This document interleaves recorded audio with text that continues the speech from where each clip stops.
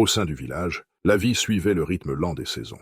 Aubrey, un homme du futur, trouva un nouveau rythme de vie. Chaque jour était une immersion plus profonde dans les coutumes et les activités de cette communauté du Xe siècle, un apprentissage constant et parfois déroutant. Dès l'aube, il se joignait aux villageois dans les champs, apprenant à labourer la terre avec des outils rudimentaires. Ces moments lui offraient une perspective directe sur les défis de l'agriculture de l'époque, tout en lui permettant de tisser des liens avec les habitants. Bien que ses mains, habituées à des claviers et à des écrans, se fussent d'abord rebellées contre la rudesse du travail manuel, elles s'adaptèrent progressivement, se durcissant et devenant plus habiles. Dans l'après-midi, Aubrey passait du temps avec les artisans du village.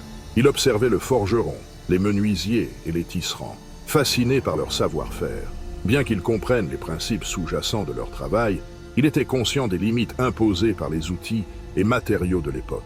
Cela ne faisait qu'attiser sa soif de partager ses connaissances, mais il devait se retenir, se rappelant la nécessité de ne pas perturber l'équilibre historique.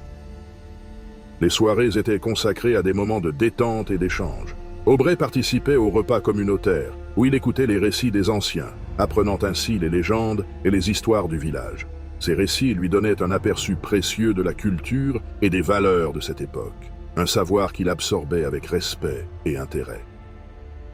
Dans ce village, loin de sa vie antérieure, Aubrey apprenait non seulement à vivre mais à prospérer. Il découvrait la richesse d'une vie connectée à la terre et aux personnes, un contraste frappant avec le monde technologiquement avancé d'où il venait. C'était une leçon d'humilité et d'humanité. Un rappel que malgré les siècles qui le séparèrent de son époque, certains aspects fondamentaux de la vie humaine restaient inchangés. L'une des premières relations significatives d'Aubrey fut avec le chef du village, un homme à la stature robuste et à l'autorité naturelle. Aubrey le rencontra lors d'une assemblée du village où il offrit son aide pour résoudre un problème mineur lié à la construction d'une nouvelle grange. Le chef, impressionné par la perspicacité d'Aubrey, commença à le considérer avec un mélange de curiosité et de respect. Plongé dans un monde lointain du passé, Aubrey se trouvait souvent en proie à une frustration intérieure grandissante. Chaque jour dans le village médiéval était un rappel constant de l'abîme qui séparait son savoir moderne de la réalité dans laquelle il vivait désormais. C'était comme si on lui avait donné un vaste océan à explorer, mais seulement une simple barque pour naviguer. La frustration d'Aubrey ne venait pas seulement de l'impossibilité de partager ses connaissances avancées, mais aussi du décalage entre son potentiel intellectuel et les limites de son nouvel environnement.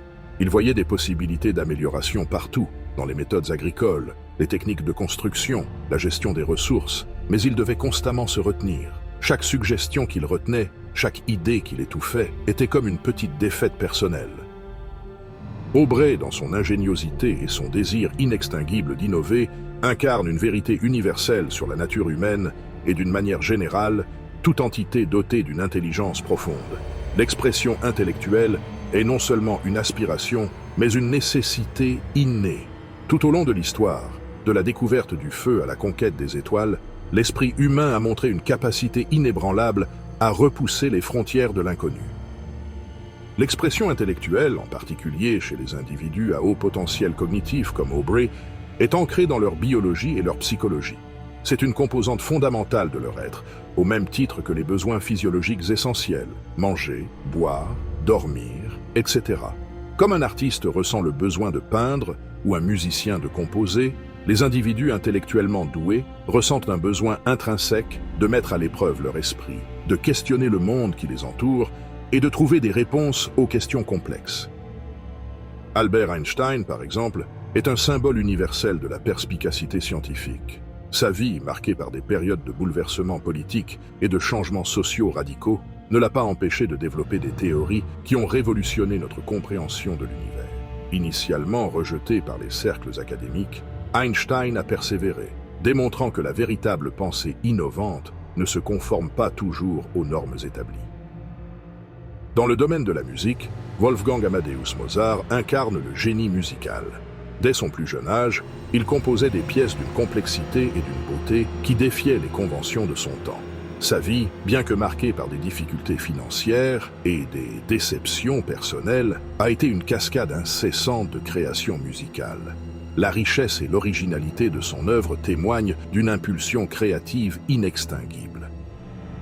Ainsi, dans le domaine de la psychologie cognitive et de l'histoire intellectuelle, une vérité émerge de façon persistante. L'expression de l'intelligence, surtout chez les individus ou espèces dotés d'une capacité cognitive exceptionnelle, est souvent incontrôlable. Elle se manifeste avec une force et une persistance qui dépassent les simples désirs ou les contraintes imposées par l'environnement.